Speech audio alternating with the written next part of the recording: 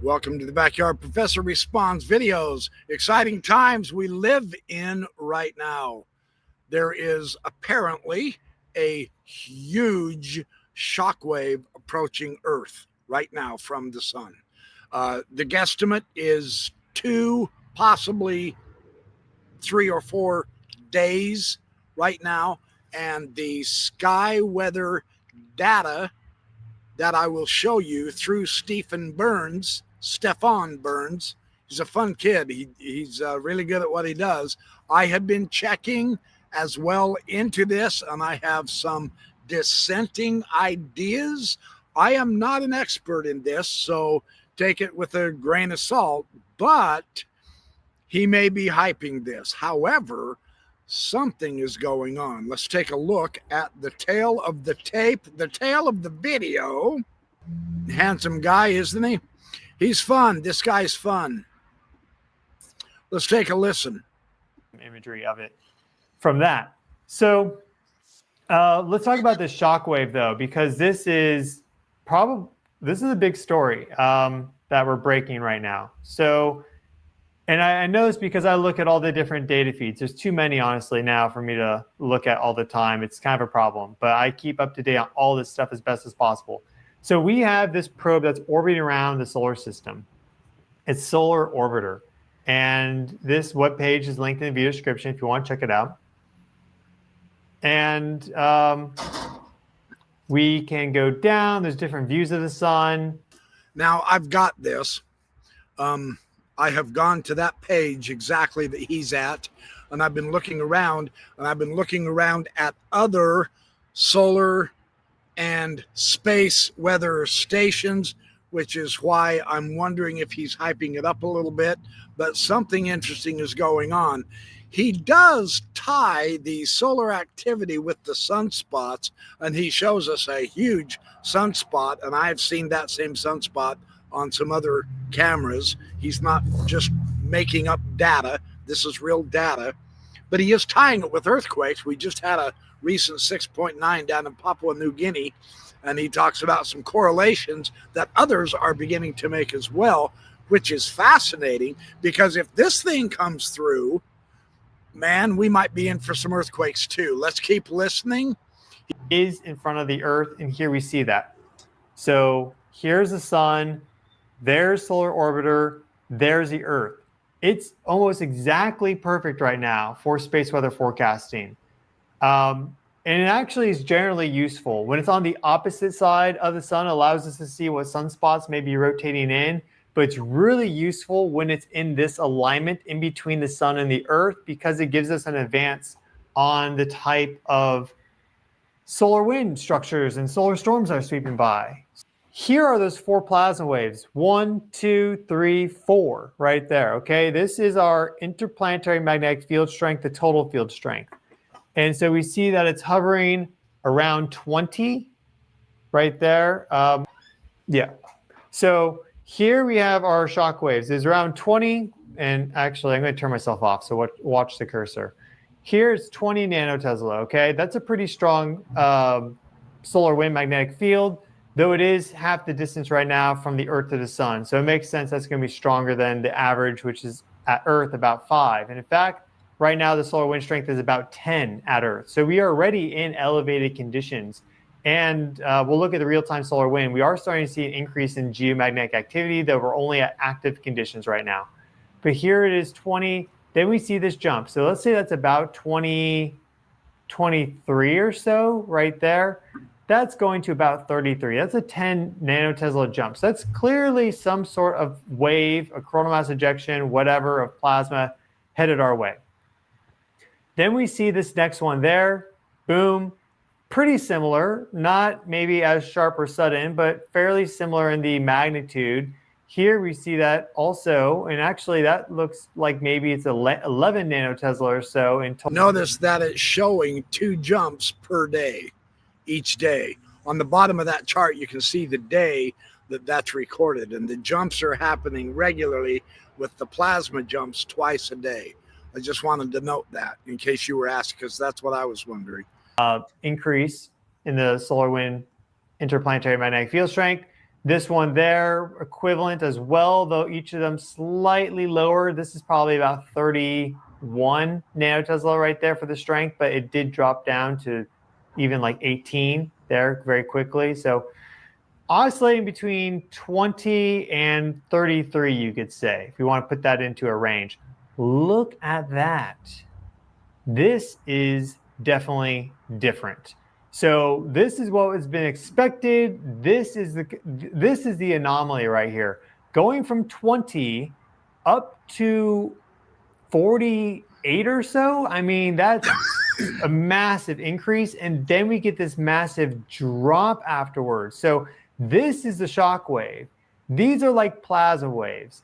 And if I would consider this, here's the analogy. You can consider this like speed bumps, okay?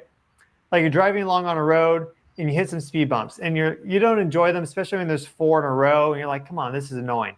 This though is like hitting a huge pothole. It's like, oh my God, what the heck just happened? And then you look in your rearview mirror and you see the pothole and it's like a gaping chasm that you nearly fell into. You're like, thank God the car was able to roll over that. So this is what we have coming in to hit the Earth pretty soon. Now, this just hit solar orbiter, okay? So as you can see, so it's probably going to take a couple of days to reach us. But here's the thing. We're going to be in elevated geomagnetic conditions as a result of these waves here. And then that's going to strike us. Maybe we calm down enough afterwards to like regain normal levels, but in general, it takes time for these energies to integrate. And so these are coming in starting today. Like I think we're actually maybe even already being hit by this first one. We'll look. Notice as well that great big anomaly hit today at noon, but it hit the solar orbiter, the thing that is between us and the sun. And that's why he's saying it's going to be here in a couple of days. So he's saying there is an increase in magnetic activity. I asked ChatGPT about all of this, and it doesn't find any of these anomalies at all. Let me show you the real-time solar wind real quick. This is the real-time solar wind from the Space Weather Prediction Center. Can you guys see that? Yes, you can. Let me, I think you'll be able to see my cursor on this. This is the real-time solar wind. And you can see that it's not very active anywhere.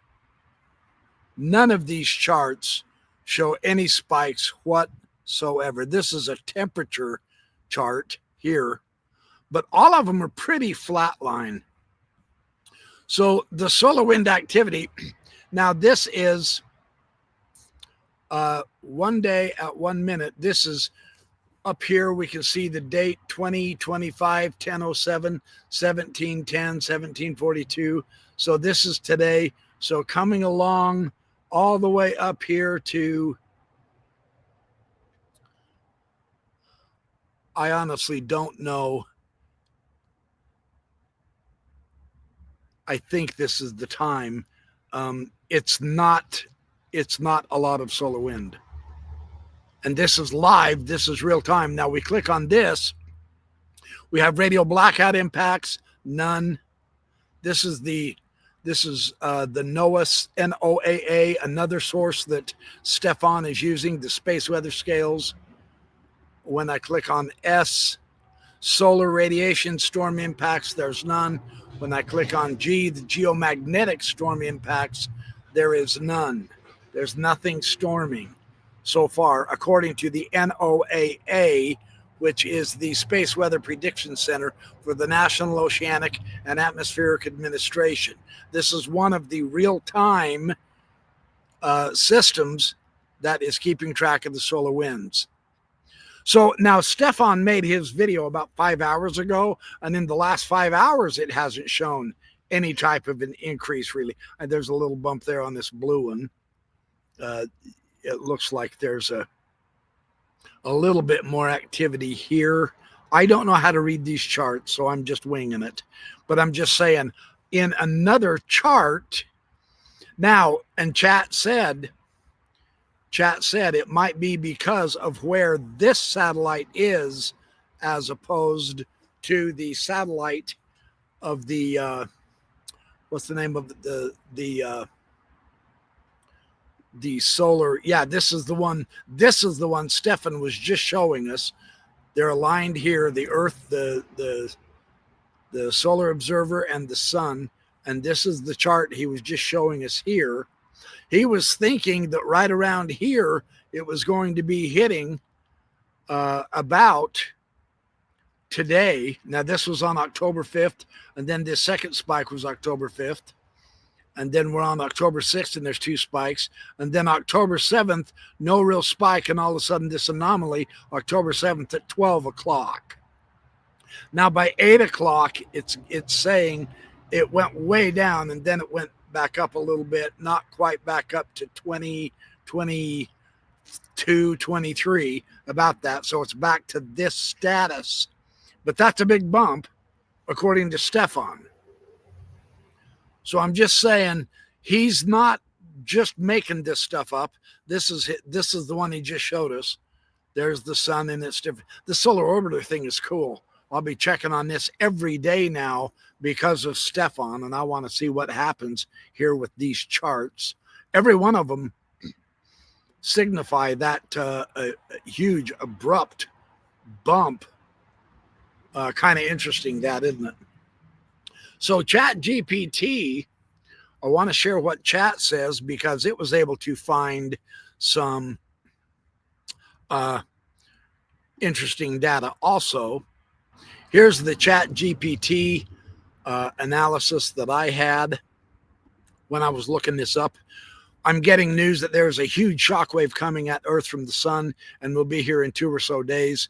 Stefan Burns YouTube has the new video out showing the data. Can you find anything else on this for me? It said, I looked around the usual space weather physics, and here's what I found. Bottom line, there is some evidence of possible solar activity and CMEs, that is coronal mass ejections, that could affect Earth. But nothing I saw yet supports a guaranteed huge shockwave in 2 days scenario as a sure thing. So the sun does emit CMEs, of course, clouds of plasma and magnetic field. That's what he was saying. Stefan's right, which can drive a shockwave in front of them. And apparently it is, according to that solo chart that he was using and that I've looked at. It can cause storms, auroras, disruptions in radio. NOAA's website, now NOAA's Space Weather Prediction Center, that's where I went, and I was showing you that. They published alerts, watches, and forecasts, and it gave me the site, and I went to it. Oh, darn it. I didn't mean to do that. Sorry. Is this still up? Yeah, it's still up. Okay. Sorry, I clicked on it. Didn't mean to. So the bottom line, their 3-day forecast product, which shows expected geomatic space weather conditions, is in use right now. And it did not, none of these, the major space weather observatories, none of them say a huge shockwave will hit Earth in about 2 days. I saw no elevated alert statuses such as G3, G4, or G5 storm watch. He does talk a little bit about that. G2, and he said it could become G3, but he was speculating. But no shock waves are in alert right now. They discuss dramatic possibilities of speculative incomes. So we're just not sure. It's possible. Here's the assessment. It's possible that one or more CMEs might reach Earth in a few days and produce a geomagnetic storm of some magnitude. We are in a somewhat active phase of the solar cycle, and it could bring disturbances around October 7th or 8th. But I would treat huge shock wave in 2-day claims as speculative until confirmed by trusted agencies. And I am going to keep my eye on this so that I will know. And so basically that's what I wanted to say. Some interesting ideas coming out. And he does, Stefan, I'll leave a link to his video. Stefan does indicate that perhaps the 3i Atlas and the Swan, the R2 Swan meteorite chunks of rock, stuff like that, coming in close to the sun might be helping make the sun more active. And maybe that's what might be causing a little bit of this activity in our space weather between us and the sun. We just don't know. It's speculation. But if a big one does hit, it could affect our electronics. So that's why I wanted to make this video, is just let you know there might be something coming in the next few days. And if your internet goes wacky, or if you can't use your cell phone or whatever, just stay calm. In a few hours, it'll pass. I think our atmosphere will be able to absorb it and deflect most of it. But if it does press down and in, like Stefan does speculate it could, because of the increased activity all around, then it could cause some disruption. So it's not a government agency trying to take away our electricity. It is not a conspiracy of aliens who are trying to enslave us, like Zechariah Sitchin said anciently, etc., from his mistranslation of the ancient Sumerian texts. It's nothing dramatic. It's simply space weather.